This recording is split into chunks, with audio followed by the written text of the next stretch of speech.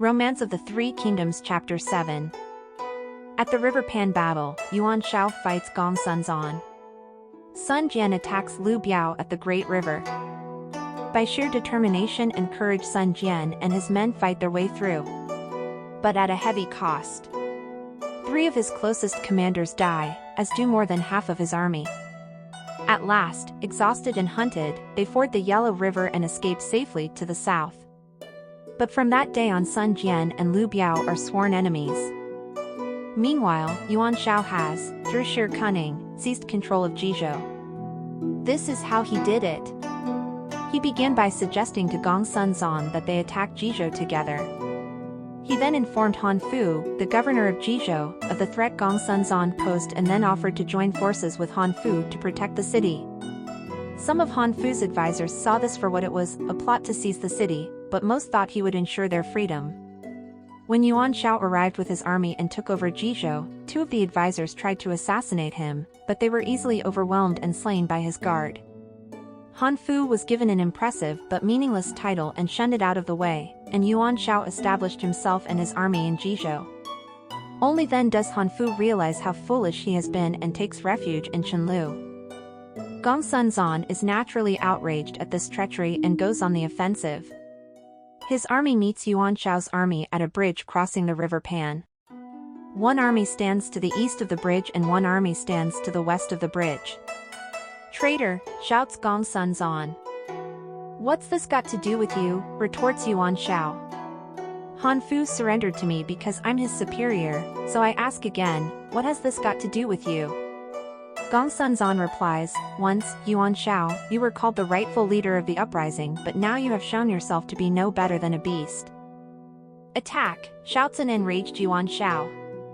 The struggle is so fierce that soon Gong Sunzan is in full retreat, galloping flat out for the mountains. He is chased by Wen Chou, one of Yuan Shao's champions. Bareheaded, exhausted, without weapons to defend himself, Gong Sunzan rides for his life, but his horse stumbles and throws him to the ground. Wen Chou is closing in for the kill, spear raised, when out of nowhere a young man charges down the hill and clashes with him, holding him off while Gong Sunzan rolls down the hill to try to escape. The young warrior holds Wen Chou back long enough for a group of Gong Sunzan's men to ride up. Wen Chou has no option but to retreat. The young man is tall, with large eyes under bushy eyebrows, an open face and heavy jowls. His family name is Zhao, and he has become known as Zilong, meaning son of the dragon. Having originally served under Yuan Shao, he grew disillusioned and was coming to join Gong Sunzan and is as surprised as he is that they have met this way. Side by side with Zhao Zilong, Gong Sunzan returns to his camp and begins to reassemble his forces. The battle once again returns to the bridge. Gong Sunzan's main strength is his cavalry, while Yuan Shao relies on his force of crossbowmen. With 1,000 crossbowmen split into 2 wings, plus a further 800 bowmen and 15,000 infantry behind, he places himself right at the center. Gong Sunzan has his huge war banner embroidered with the word commander planted before the bridge. As the artillery begin their bombardment, his forces attack, only to be driven back by Yuan Shao's bowmen. Emboldened by this, Yuan Shao's infantry attack, cutting down the banner and forcing Gong Sunzan to abandon the bridge. Had it not been for Zhao Zilong once again coming to his defense and killing the attacking general, all would have been lost for Gong Sunzan. Fired up by this, Zhao Zilong single-handedly launches a counterattack, slashing his way through the troops of Yuan Shao. He is soon joined by Gong Sun and his men. They drive in close to where Yuan Shao is fighting and nearly break through. But Yuan Shao rallies his troops and turns the tide of the battle once again, forcing Gong Sun to retreat.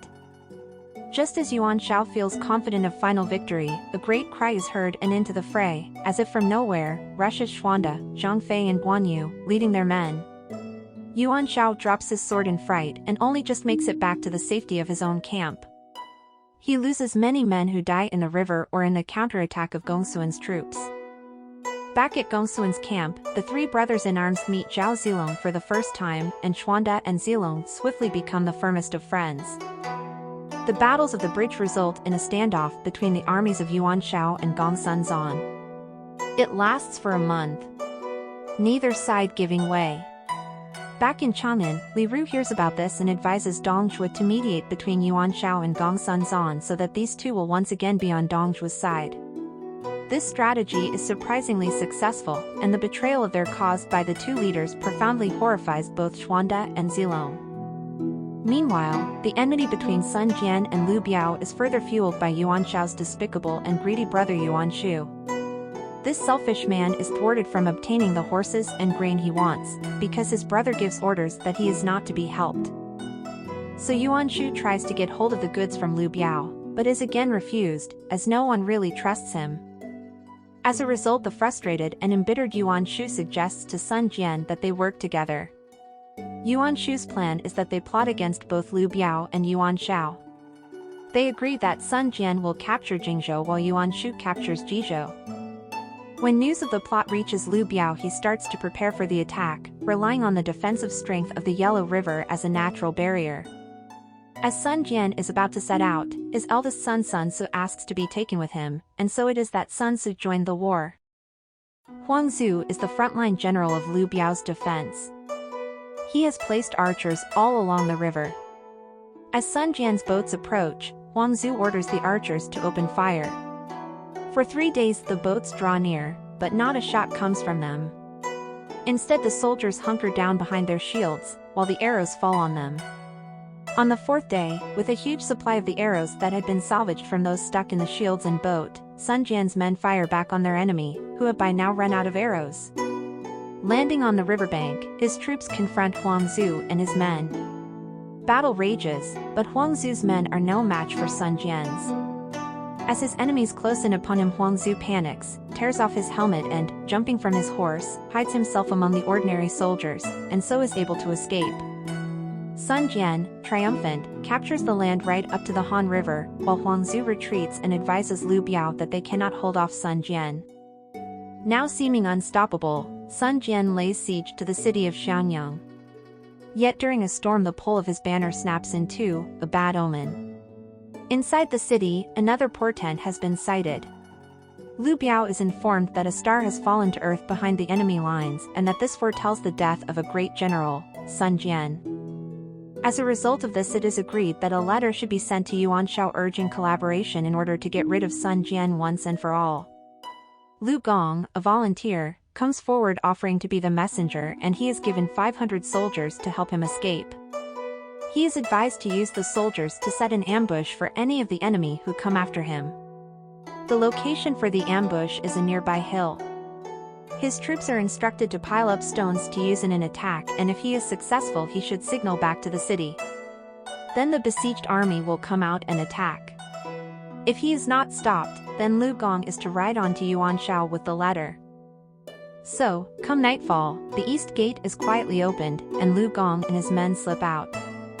Even so, Sun Jian hears them and, gathering only 30 horsemen about him, he gives chase. Sun Jian rides straight into the ambush. Stones rain down, and one of them strikes Sun Jian on the head, killing him instantly. Sun Jian was only 37 years old when he died. All 30 of his men are killed. Then Lu Gong signals to the city, and out pour Lu Biao's troops. In the ferocious battle that follows, fortunes sway backwards and forwards between the opposing armies. Lu Gong is slain while Huang Zu is captured and brought back as a prisoner to the besiegers' camp. As day breaks, each side retreats. It is then that Sun Su learns that his father has been killed and his body has been captured and taken into the city. It is agreed that an envoy, Huan Jia, should go to speak with Lu Biao and offer the return of Huang Zu if Lu Biao will send back the body of Sun Jian. Lu Biao agrees, but on the condition that the invading troops withdraw and promise never to attack again. Just as the envoy is about to return to Sun Su, one of Lu Biao's advisors shouts out, "No. I believe we can wipe out this enemy once and for all, but to do this we must kill this messenger." As it is said, Sun Jian died pursuing his enemies. Huan Jia in the quest for peace risked his life. What fate awaits Huan Jia? Let's find out.